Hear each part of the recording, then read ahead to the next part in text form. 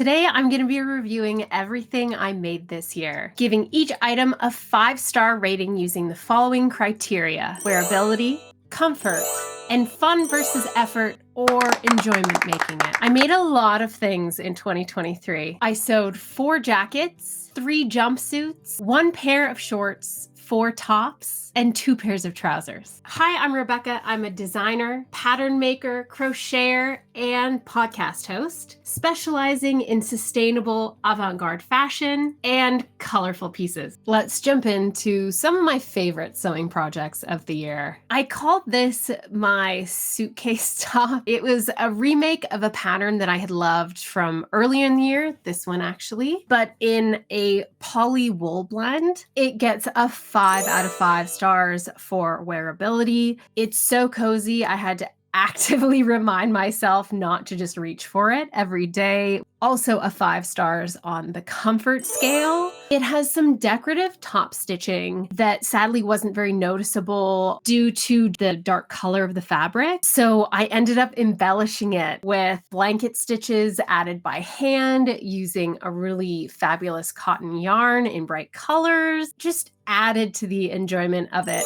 So 5 stars across the board. Next up, something that I didn't love quite as much. This vest that I made. It has sleeves that never got attached, and I don't even think the pockets were ever quite sewn in. So a 2 out of 5 for wearability. Fabric was lovely, and when I did wear it as a vest, it was really comfortable. So 5 stars on comfort. And I did love drafting the pattern on this one. So I guess I can give it a 4 stars on enjoyment on making it, but it only rounds out at 3.7 stars. This may go in the 2024 pile of something to finish so it can get a better rating next year. I did make some festive or more event-specific pieces this year, starting with a slightly less fabulous example. I made this Bustier silver top for one of the fests here in Germany. It's fairly specific in terms of events, so it's only going to get a 3 out of 5 for wearability. Surprisingly though, this corset-ish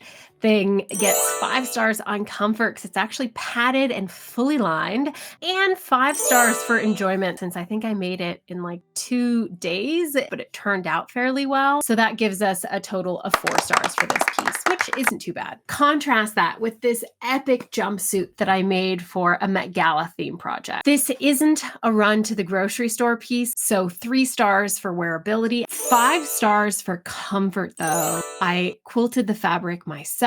It's lined. The trousers fit like a dream. Plus, there's a full padded stay in the top as well, which you can't really see, but 5 stars on enjoyability for making it. So a total rating of 4.3 stars out of 5. I had a lot of that silver fabric. So let's round out the top jumpsuit with a pair of silver trousers. These trousers are incredibly easy to wear. Despite finishing them mid-December, I've worn them at least once a week. I'm even wearing them right now. 5 out of 5 stars for wearability.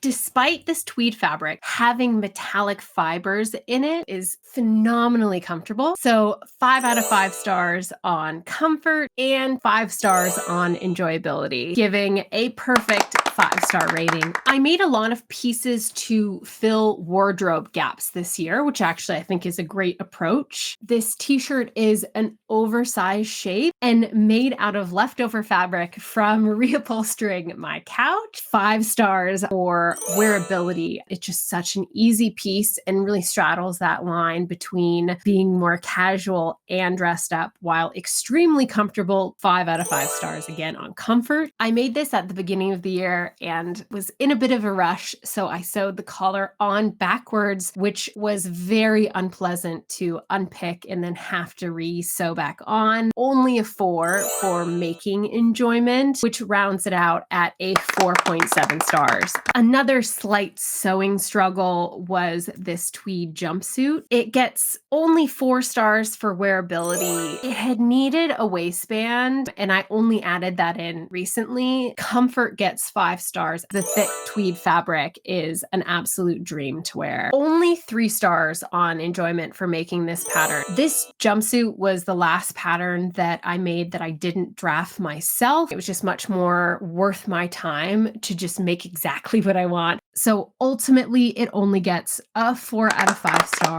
rating overall. The last sewing low point would be a little romper that I made out of vintage Terry Toweling fabric this summer. It gets a 2 stars dismally for wearability, in part because of the seasonality of it, even though it does have pockets. That's important. And since it has pockets and is made of terry toweling, which is super comfortable and great for just soaking up that sweat, it gets a 5 for comfort, but a very low 2 stars for enjoyment making it after I had absolutely butchered how I cut the neckline and sewed it. Overall item gets the lowest score out of this whole set, which is 3.3 stars. But let's ramp it back up and cover some of my favorite sewing projects of the year. These yellow shorts are a chef's kiss. They get a 5 out of 5 for wearability. They're made from the same pattern as my favorite wide leg trousers and were designed to actually accompany the yellow Dior inspired jacket that I'm going to cover in just a moment. I give them a 10 out of 5 on comfort if I could, a 5 out of 5 on comfort. The making process was also a 5-star experience, 5s across the board. My first foray into making something without really draping it or having a pattern this year was an upcycled sleeping bag coat inspired by an Issey Miyake design. It gets 4 stars for wearability because it's so exceptionally warm and thick, which means it kind of has to be a certain combination of temperatures and what you're pairing it with to have it be super functional in my wardrobe. But 5 out of 5 stars for comfort. You can basically sleep on the doubled over collar like it's a pillow, and 5 stars for enjoyment making it, despite the challenge of having to get multiple layers of sleeping bag under my little Singer sewing machine, rounding it out at a 4.7 out of 5 stars total. If you haven't figured out already, jackets were absolutely the name of the game this year. And I really hit my stride with this jacket that I drafted and made to wear to the Barbie movie premiere. Wearability, however, only gets a 3 out of 5. I wear 90% of my jackets with a t-shirt underneath, and this jacket shape just wasn't meant for that. It gets 5 stars for comfort. It fits brilliantly and is made out of vintage terry toweling. I absolutely loved the process of making this. There's an entire video on it. I enjoyed it so much. 4.3 out of 5 stars. Finally, it's time for the top 3 sewing projects of the entire year. And if you're loving this video, go ahead and hit that subscribe button. Coming in at number 3, the Dior inspired yellow jacket.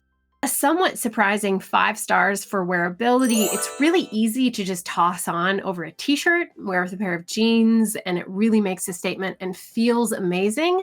So 5 stars as well for comfort. Only a 4.5 stars out of 5 for enjoyment making it, as it took me 3 months to draft and make the pattern with lots of setbacks and challenges, but more on that in another video. Coming in at second place, you've been looking at it this entire video, this fabulous yellow top that we dubbed part of my suitcase collection, since I wore it everywhere when I was traveling. And no matter where I was, if I was wearing this and the next item that I'm going to discuss, I just felt completely like myself in it. Clearly, that's going to be a 5 stars on frequency of wear. It's a 5 out of 5 on comfort as well. I loved sketching out this piece and envisioning what it was going to look like, and then making it and having it actually come out the way I had envisioned. 5 out of 5 stars on enjoyment making it, making this a perfect 5-star piece. And in the top spot for sewing projects this year, the iconic extra wide leg blue trousers. These trousers are my #1 most worn item in my entire wardrobe, followed in a close second by this yellow top. 5 out of 5 on wearability, 10 out of 5 if I could on